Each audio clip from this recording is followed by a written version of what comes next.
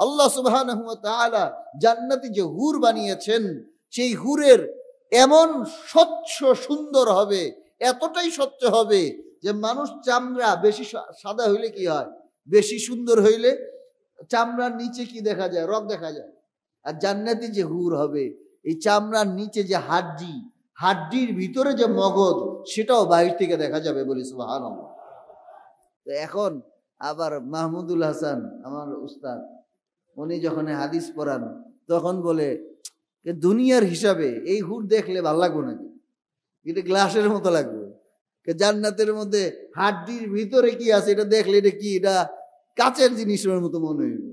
আসলে না, ওইটা জান্নাতে গেলে বোঝা যাবে যে কি আল্লাহ সুবহানাহু ওয়া তাআলা সেখানে বানায় রাখছেন যে হুর, সেই হুরের যদি একটা ঝলক দুনিয়ার মধ্যে আসতো, মানুষ বেহুশ হয়ে যাইত, মানুষ পাগল হয়ে যাইত।